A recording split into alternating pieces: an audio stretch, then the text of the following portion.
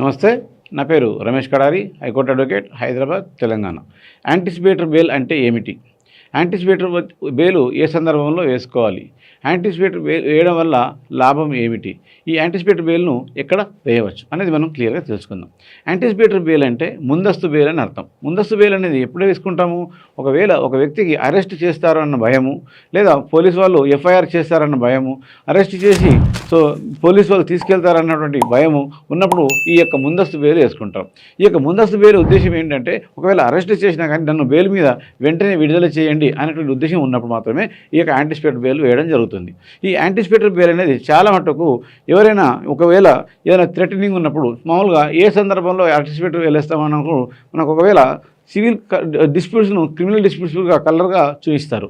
అంతేకాకుండా 498 కేసులలో కూడా చాలా మటుకు అరెస్ట్ చేస్తారనేటువంటి భయము కొన్ని సందర్భాల్లో ఏర్పడుతుంటుంది. అంతేకాకుండా చిన్న చిన్న కేసులలో కూడా 323, 324 అలాంటి 420 లేదా 408 బ్రీచ్ ఆఫ్ ట్రస్ట్ ఇట్లాంటి కేసులలో కూడా అరెస్ట్ చేస్తారనేటువంటి భయము ఉన్నప్పుడు మనం ఈ యొక్క యాంటిసిపేటర్ బెయిల్ వేసుకుంటాం. అంటే ఒకవేళ పోలీసు వాళ్ళు థ్రెటనింగ్ చేసి కాల్ చేసి పిలుస్తున్నారు, నేను ఇక పోయితే నన్ను అరెస్ట్ చేస్తారు అనేటువంటి సందర్భాలు కొన్ని ఏర్పడినప్పుడు మాత్రమే ఈ యాంటిసిపేటరీ బెయిల్, ముందస్తు బెయిల్ వేసుకోవడం జరుగుతుంది. ముందస్తు బెయిల్ యొక్క ముఖ్య ఉద్దేశం ఏంటంటే, మనం ఒకవేళ అరెస్ట్ చేసినా వెంటనే విడుదల చేయాలని అర్థం. ఈ బెయిల్ని ఎక్కడ వేసుకోవాలి? యాంటిసిపేటరీ బెయిల్ మనము సెషన్ కోర్టులలో వేసుకుంటాం. ఈ సెషన్ కోర్టులలో వేసుకున్నప్పుడు సాధారణంగా యాంటిసిపేటరీ బెయిల్ కొన్ని సందర్భాల్లో ఇవ్వడం జరగదు. కాబట్టి వెంటనే మనం హైకోర్టుకు యాంటిసిపేటరీ బెయిల్ వేసుకోవాలి. కానీ కొన్ని ప్రత్యేక పరిస్థితుల్లో ఉన్నప్పుడు హైకోర్టుకు ఎమినెంట్ పవర్స్ ఉంటాయి. అంటే హైకోర్టుకు ఎమినెంట్ పవర్స్ ఉంటాయి కాబట్టి ఒకవేళ సెషన్ కోర్టులో ఇవ్వకుండా కూడా యాంటిసిపేటరీ బెయిల్ను హైకోర్టులో వేసుకున్నట్లయితే వెంటనే వచ్చే అవకాశం ఉంటుంది.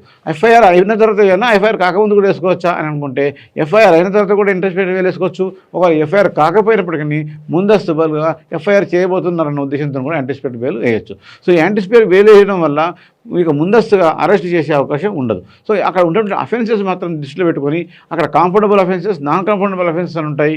ఏవైతే సీరియస్ ఉంటాయో, మర్డర్ కానీ అలాంటిది కేసులలో యాంటిసిపేటరీ బెయిల్, రేప్ కేసు కానీ, ఈ పోక్సో కేసు కానీ ఇలాంటి కేసులలో యాంటిసిపేటరీ బెయిల్ ఇచ్చే అవకాశం ఉండదు. కానీ మామూలు అఫెన్సెస్ ఏదన్నా సివిల్ క్రిమినల్గా చేయించినప్పుడు కానీ, చెక్ బౌన్స్ కేసెస్ చూపిస్తున్నప్పుడు కానీ, మామూలుగా ఎలాంటి ఈ యొక్క బిలో 7 years ఎలాంటి కేసులు ఉన్నప్పుడు వాటిల్లో మనకు యాంటిసిపేటరీ బెయిల్ వచ్చే అవకాశం ఉంటుంది. చాలామందికి అవగాహన లేకపోవడం వల్ల యాంటిసిపేటరీ బెయిల్ వేసుకోరు. కానీ హైకోర్టుకు వచ్చినట్లయితే ఖచ్చితంగా రిలీఫ్ దొరికి మనం యాంటిసిపేటరీ వల్ల ప్రయోజనం పొందే అవకాశం ఉంటుంది. సో ఈ యొక్క యాంటిసిపేటరీ బెయిల్ ఒకవేళ రాకపోతే నెక్స్ట్ సారి కూడా వేసుకోవచ్చు. అంటే ఒకవేళ రానప్పుడు రెండోసారి కూడా యాంటిసిపేటరీ బెయిల్ వేసుకోవచ్చు. కానీ పోలీసు వాళ్ళు మీకోసం సెర్చ్ చేస్తున్నప్పుడు మీరు పోలీసు వాళ్ళకు అందుబాటులో ఉండకుండా, వాళ్ళు అరెస్ట్ చేస్తే దొరకకుండా ఉండడానికి చూసుకోవాలి.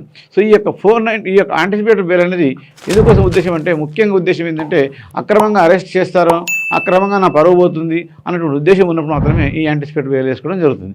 ఈ యాంటిసిపేటరీ బెయిల్ వేసుకునేది ఒక మనిషి యొక్క స్వేచ్ఛ, మనుషుల యొక్క ఫ్రీడమ్ని ఎవరైతే ఈ యొక్క ఫ్రీడమ్ని కొలగొట్టకుండా ఉండడం కోసం పోలీసు వాళ్ళు కొన్ని సందర్భాలలో మిస్యూజ్ చేసే అవకాశం కూడా ఉంటుంది.